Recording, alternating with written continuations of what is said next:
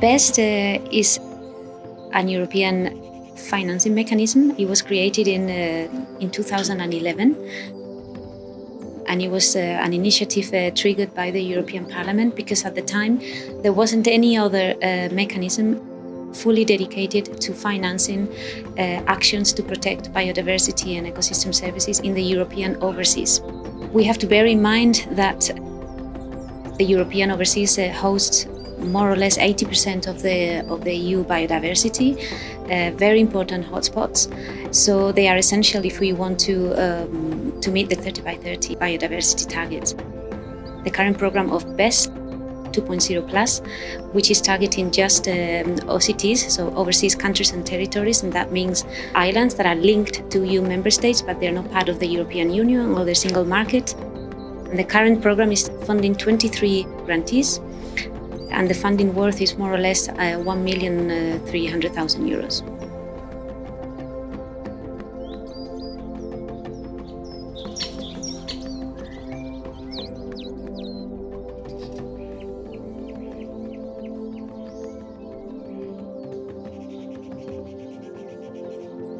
Alors je veux parler de BEST aujourd'hui, qui nous rassemble ici.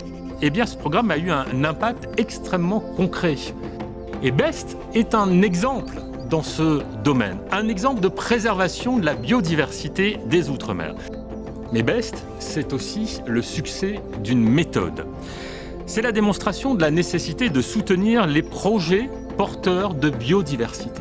On ne dira jamais assez que ce qui est important dans les combats que nous menons, c'est la force des initiatives locales.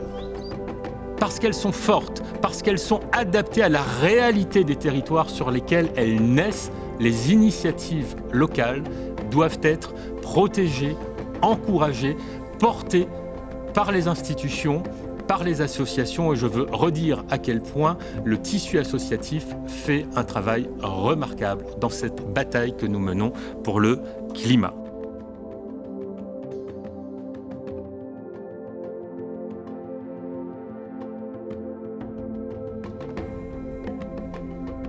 Alors, mon projet a répondu à un appel de la tribu de Saint-Denis sur l'inquiétude de l'érosion de leur plage. Et notre association donc, a répondu à l'appel à projet pour végétaliser le littoral. Donc, on a eu la concertation avec les gens de la tribu pour avoir l'autorisation de travailler sur la zone. On a eu la pépinière de palétuvier, l'espèce du réseau Fora. Et on a eu des actions de plantation avec la population, des bénévoles et la participation des écoles aussi. This project was developed in a small island in Saint-Pierre-et-Miquelon, close to Canada. The species that we have chosen, the brook trout, which is a fish species, is really important in Saint-Pierre-et-Miquelon, so that many people, anglers, people working for the government, were all involved in this project. And during the entire project, we were able to communicate a lot with schools and people from Saint-Pierre-et-Miquelon. So that's this project allowed us to work all together. And besides, we obtained a lot of new results on the fish as well as on the hydrosystem. And before this project, we knew almost nothing on the hydrosystem. So yes, as a scientist, I'm really happy about all the results that we get. But as someone coming from Saint-Pierre-et-Miquelon, the thing I'm more proud of is that everybody worked together. On travaille dans une zone qui est très dégradée par l'activité humaine. Et c'est une zone où en fait les gens qui ils vivent vraiment en lien avec la nature. Donc c'est leur nourriture, leur air, leur eau. Et c'est eux qui vivaient les impacts des dégradations. Donc quand on a commencé à travailler avec les communautés locales, c'était important pour nous de les intégrer dans les projets de restauration écologique.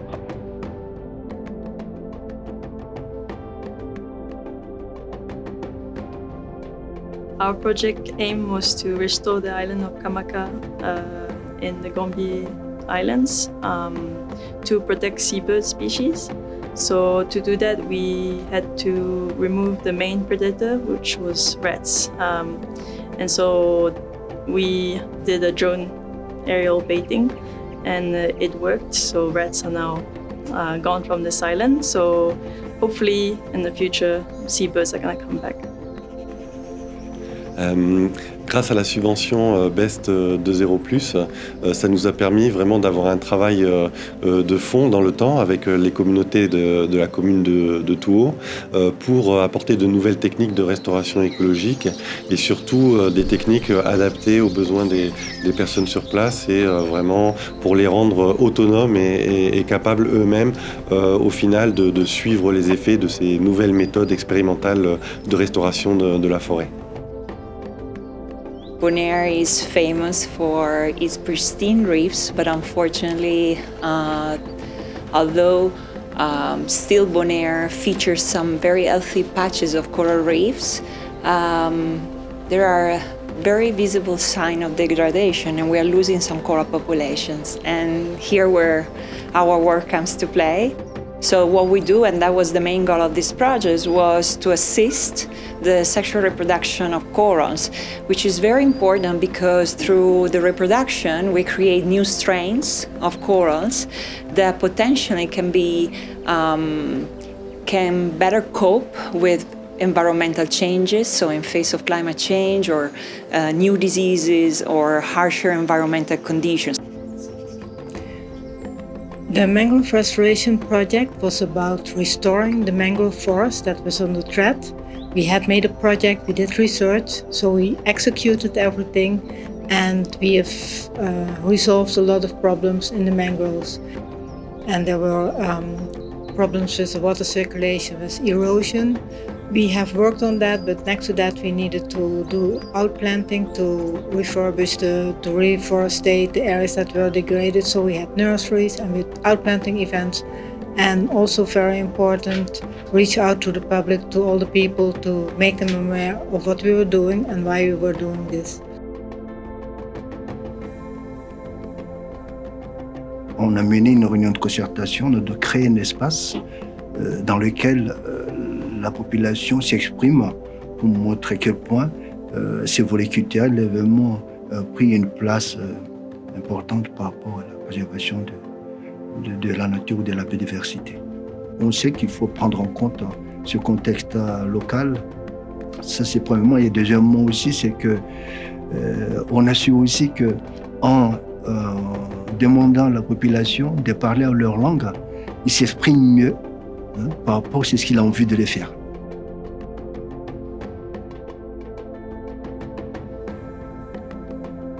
Ce que je retiens de ce projet, de cette expérience, c'est vraiment le partage des connaissances avec les locaux, les pêcheurs locaux. Moi, par rapport à notre projet, ils ont vraiment été d'une grande aide.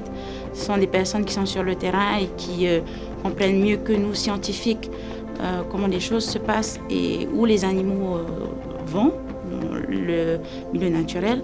Et donc oui, leur partage et leur ouverture d'esprit nous ont permis justement de réussir ce projet.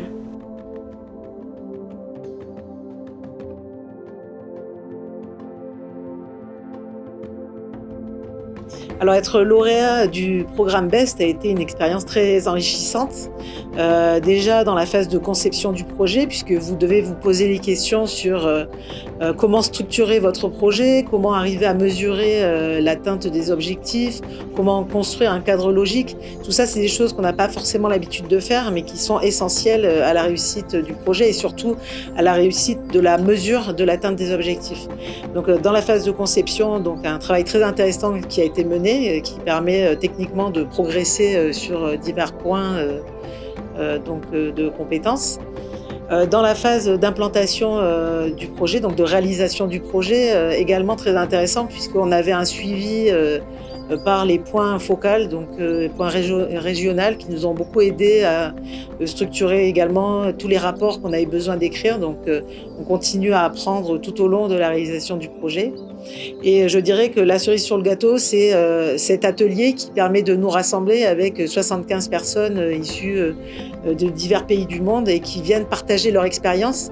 On voit qu'on a tous des problématiques un peu différentes, mais à la fois tellement communes. Et donc je pense qu'on apprend tous au travers de ces partages d'expériences. It would be a pity to complete the program and not to have all the grantees share the experience and the knowledge they have acquired on an individual basis, and not to give them the opportunity to share a platform, not online platform, but an in-person platform, to share with one another what they have learned, the challenges they have faced, the way they have mitigated these challenges, and overall to share the story. At the end of the day, we have provided them a platform to give them a voice, to explain what they are doing, why they are doing it, and why it matters.